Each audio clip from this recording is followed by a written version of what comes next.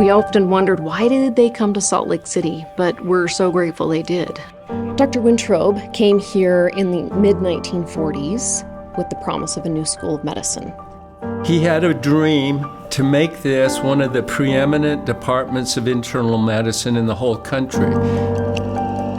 He was like a god around here and struck fear in the hearts of all those who had anything to do with him. This building has been at the forefront of medical and computer innovation. It's the people in the building that are the magic. And so we do owe them a debt of gratitude for the work that they did here, for advancing us, to putting us on this national stage. You can feel the liftoff. It was always clear that what we were about is creating an international center of excellence. We can compete with the best of the best, that we just had to work harder to get there.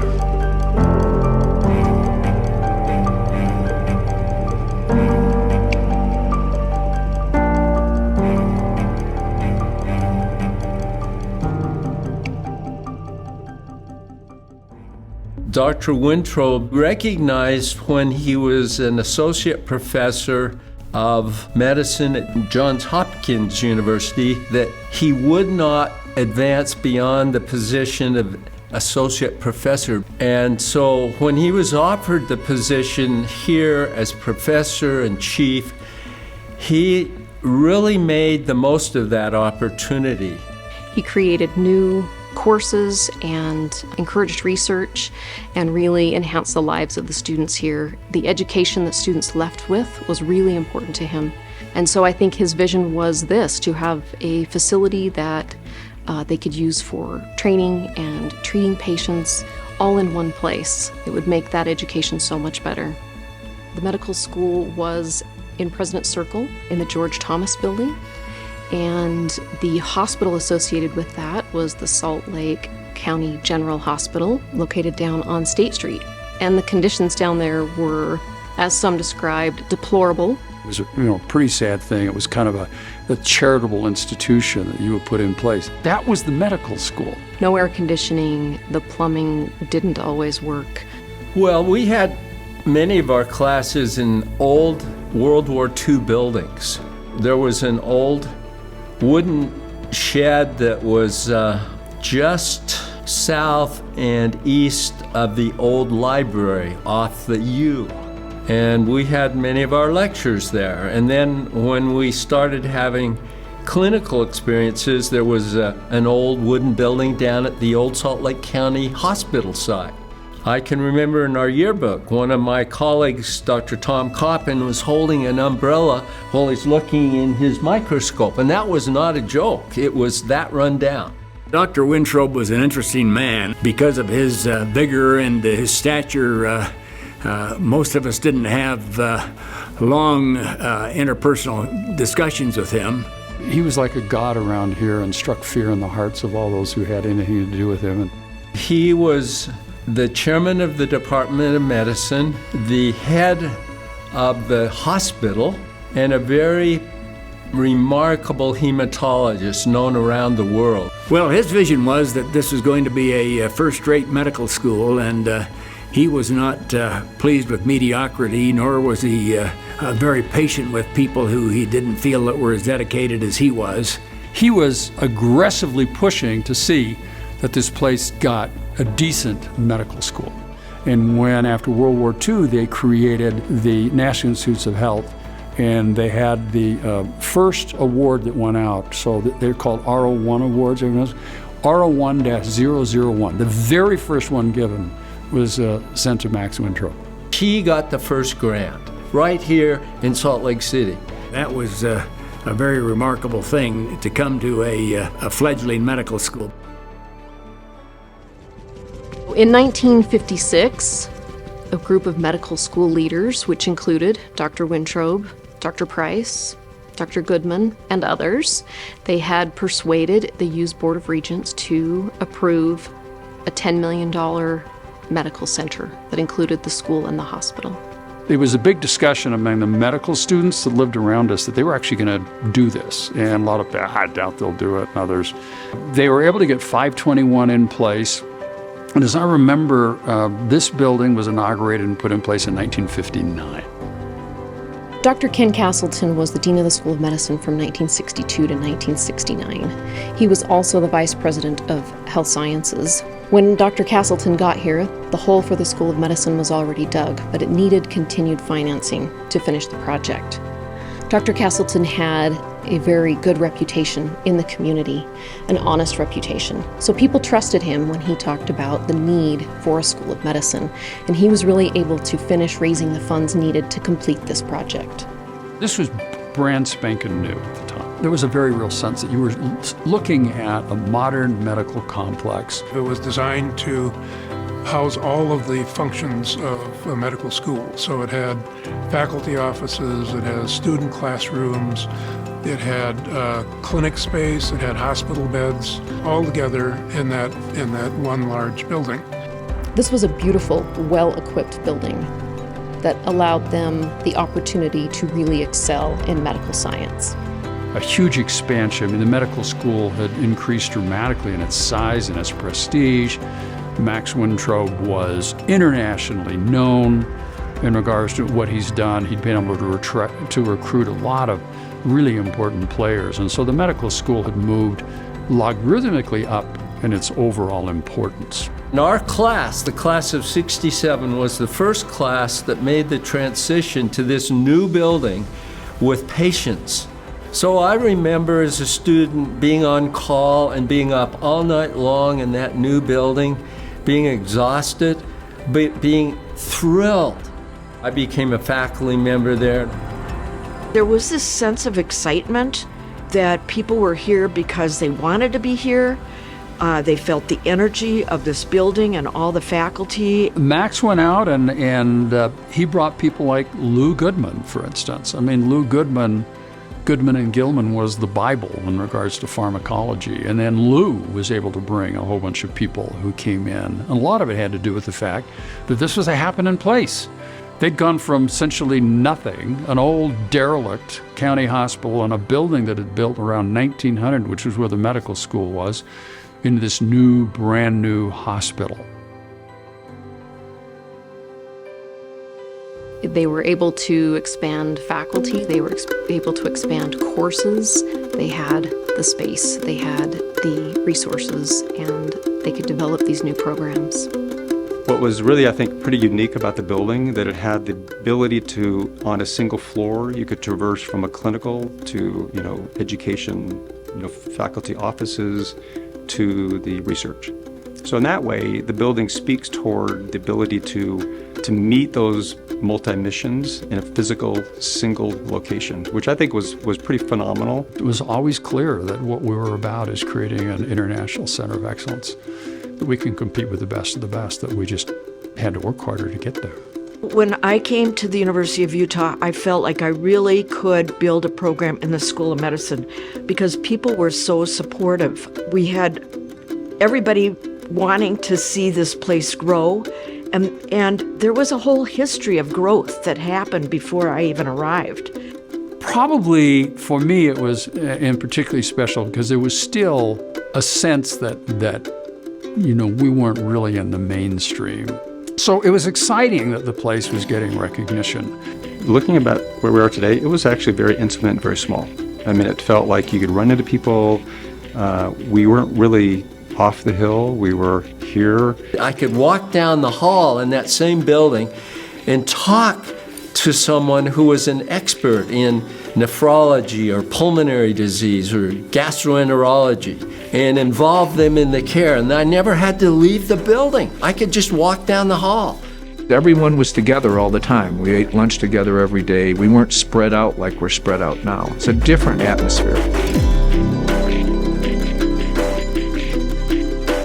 Our conversation has focused on the building.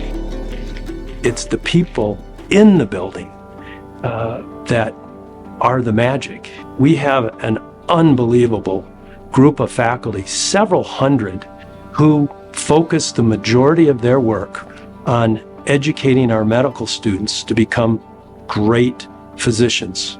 Our eye has always been on graduating extremely capable and outstanding graduates who can go anywhere in the country and be amazing residents and future physicians to meet the workforce needs of the country. All of these unique personalities that ended up here really contributed to the success of this. There was great opportunity. There wasn't a tradition etched in stone. There were a group of very visionary people who saw great opportunity, not a lot of money to start with, not a lot of facilities to start with, but people who had big ideas and had a track record of achieving those things. And Dr. Wintrobe never taught any of us that we were impoverished by those humble beginnings, because he'd seen those kind of things in his prior training and prior leadership role in various universities. I came to realize that our school was highly recognized. We'd say to people, look, you know, lots of places can pay you more salary, but you have a lot more control. If you come to the University of Utah, you'll have an opportunity, you'll have to make your own way, but we'll stay out of your way. And that reputation went around. And so it had, I think, a very interesting effect, not only getting certain people here, but certain kinds of people here who are willing to take chances with their careers, who believed in what they wanted to do and could do. There was also a draw to the recreation here in Salt Lake City. He was able to recruit remarkable people, he and others, and they were, I think, attracted by many things. The expectation of excellence in research, patient care, and education. But he also recognized that people could be attracted out here because of skiing. And you may have heard about this, but he had a tradition of all of the fellows in hematology. They could go skiing 1/2 afternoon a week, and he'd be up there with them. It was not considered at all unusual. Here they are, these academic physicians up on the slopes at Alta. All I need to know is if they like the outdoors, particularly if they're skiers, I got them. When you've got mountains 20 minutes away, 25 minutes away, you can be by a mountain stream having a picnic supper. It calls a certain kind of person. I really am a Intermountain West kind of gal. I just can't live somewhere where there's no mountains. It was a challenging time for women in medicine, and it was, I feel really proud to be a part of it when we were just getting started of having a presence in medicine. I was one of 13 women in a class of 100. Most of the women in my class, we called ourselves the back of the room sitters. We all sat on the periphery of classroom A and had our own little culture there. There were some years there were no women in the class, but there's always been, almost always, at least one woman in a class of 100. And it was only until the 70s and 80s you might be starting to get 10, or in my year, 13. I received this book in the mail from the vice president of the Health Sciences Center, Dr. Laura Spetz, Hardball for Women. I went, well, first of all, I better read this book. And second of all, I thought, how cool is that the leadership is saying, all right, here are the rules, try to understand them. Some of them aren't fair, but at least understand the rules, because that's how you're going to move forward if you want to. That, along with instructions to search committees to always make sure that you're reaching out to qualified women and to bring in female candidates into positions. I was very excited because they just said, how do you want to build a neuro-ophthalmology program? I said, sure.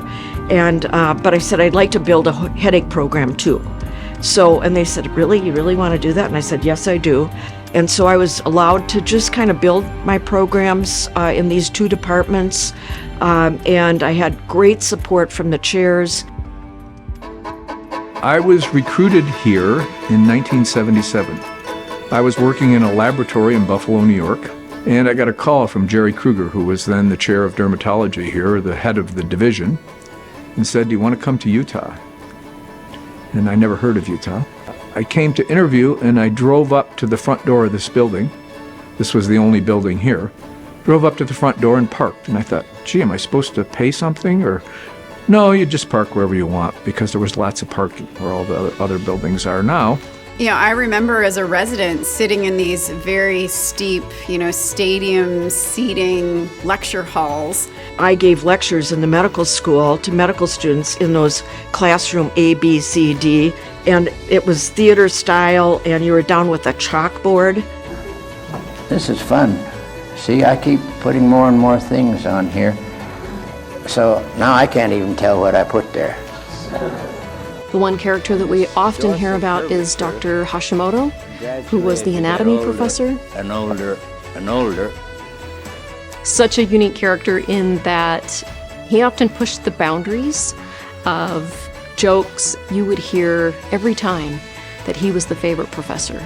He had the unique ability to draw anatomy pictures with both hands, being very symmetrical. Back then, they used the chalkboard a lot. He would draw the entire anatomy with chalk, ambidextrous. It was amazing. There were so many firsts that happened in this building, and one of them was the conjoined twin surgery. It was the first separation that had happened. There was also the first open heart surgery that was done in this building. The artificial heart was placed into Dr. Barney Clark in this building. Countless other firsts that happened because of this amazing, driven faculty. To say it was really the wild, wild west, they were really pushing boundaries here. Max Wintrobe was a very tough taskmaster, and he instilled a sense of excellence into the physician group, which is key to how this place grew. Once they got to know who was at Utah, it became a much more important resource in the whole West, if not the entire country. It gave this place a national reputation. The birthplace of all those things was right here. This building has been at the forefront of medical and computer innovation. There is so much that we have innovated and that we have started that has spread from our little school medicine into the United States and from there into other countries. Today, he made medical history as the first human to receive a permanent artificial heart. The surgeon who did the artificial heart was in the room next to me. I wasn't there operating at the time they did it because it was all kinds of people and the rest, but I remember talking about it, and Barney Clark, and we're all very hopeful about what it was going to mean, what was going to happen, what was ongoing. There were a lot of press here from all over the world. If you tried to come in the hospital, there were a lot of extra cars out in front. There were cameras everywhere.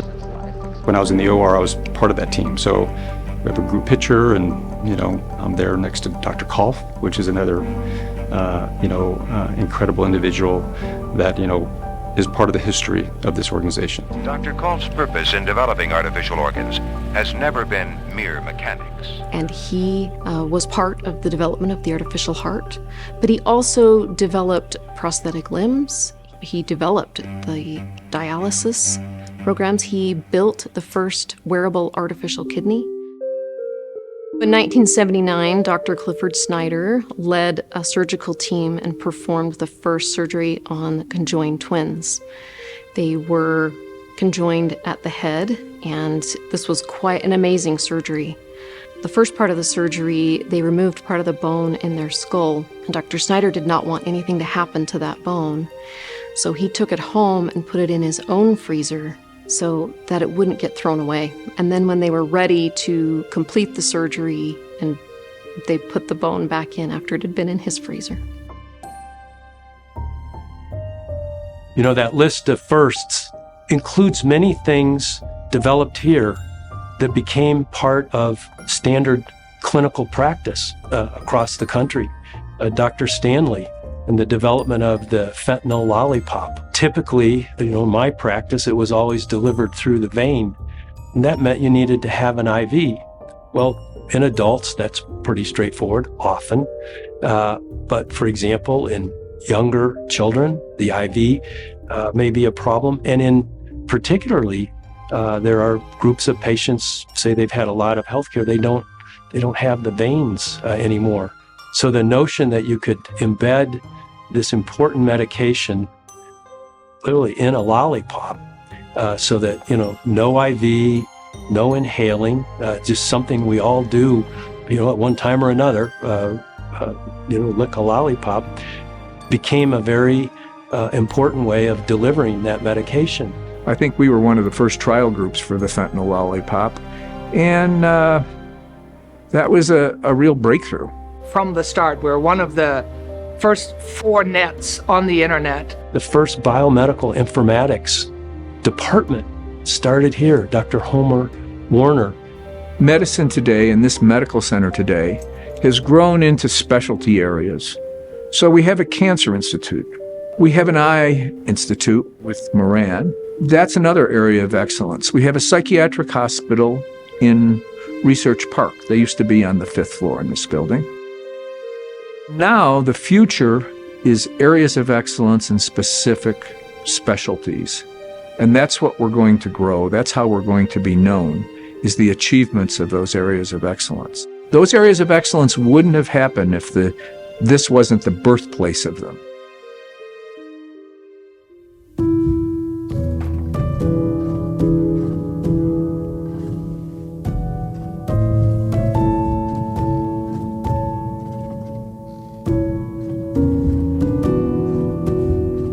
Ever since I started here in 1987, they've been telling me this building is coming down in 5 years. I've been hearing that for the better part of 36 years. Building 521 was a great home for a long time, but it is old and it needed some updating to be consistent and congruent with where we wanted to go with the education of medical students. Quite honestly, looked rather run down. One of the things that I heard early on that really began to concern me is that the building is not earthquake safe, that there would be a great risk of it collapsing in a significant earthquake. A little bit of kind of fun, but at the same time maybe a little bit of like, I'm not sure about, want to be in this building. We decided the only option was to demolish it.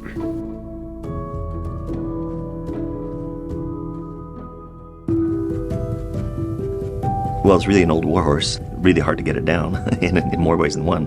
The earthquake we had during the COVID shutdown, from what I understand in speaking with my former colleagues, that this building stayed, the School of Medicine building stayed standing and didn't suffer the damage that we had expected that with that kind of seismic event that might have happened. But it weathered the storm very, very well. I wanted to have it torn down by the time I retired. I didn't tell anybody how long that might be. When Dr. Samuelson, Wayne Samuelson, was our prior medical education dean, he had laughed about the idea that we would talk about planning for a new building, because he said it had been something that had been discussed for quite some time, even before 2013 or 2014. And he always said, I'll be really surprised when in fact we do get a new building, because I think it had been a long time coming. We continued to move forward aggressively in building space. The problem was that our whole programs were growing almost as rapidly as we were building space. It became really hard when you freed up space in Building 521 to keep it freed up. I've always joked about putting locks on the doors or bricking them up to keep them empty. I've been probably in every room in this building. So there's wiring in this building that is easily 60 plus years old, and it's still all there. It's crazy. I bet if you put all the cables in this building, of which I did pull a fair amount myself, if you put them back to back, you could circumvent the world easily. It's almost a 60-year-old building, and it's served us well. I want to pay tribute to 521 and more importantly, the people in it. We do owe them a debt of gratitude for the work that they did here, for advancing us, to putting us on this national stage that we're now able to advance forward from. These great people who spent so much of their career here are the platform that we launch forward on this exciting future ahead of us. So I think the aha moment was realizing that 521 was such a complex and such a large building. As we enter this era of being one of the top academic medical centers, one of the top medical schools in the country, that it was going to take 3 buildings to replace it.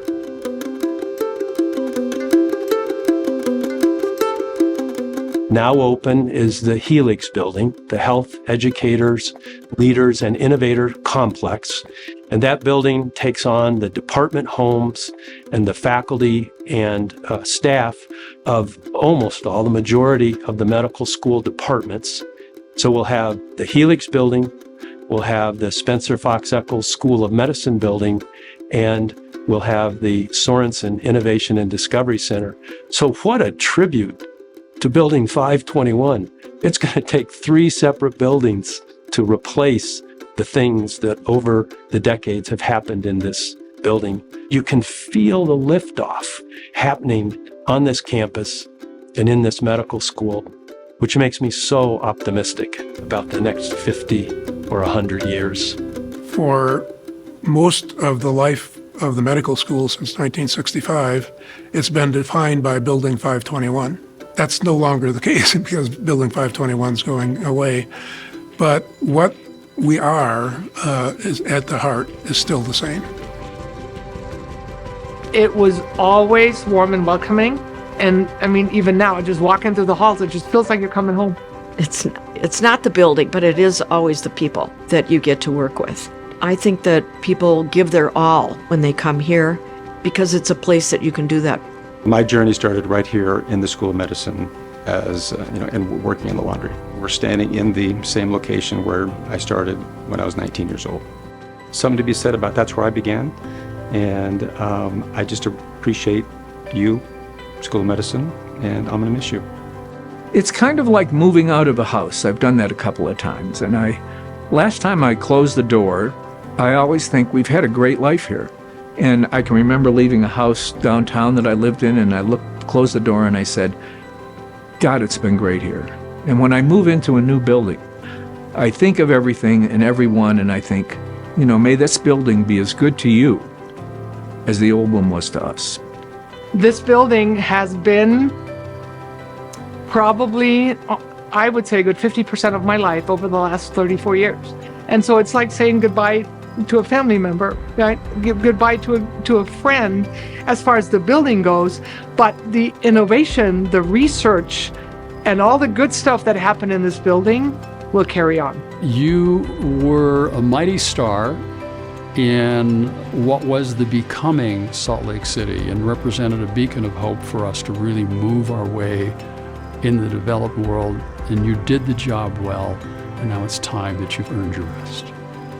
Thank you, for harboring all of us and all of our, now physicians for the last many decades who walked the halls and sat in the seats, and we're grateful to have the space to be together and to learn. It should go without any regrets at all.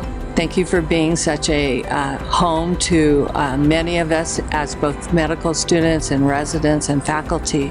Farewell, old friend. You've served us well.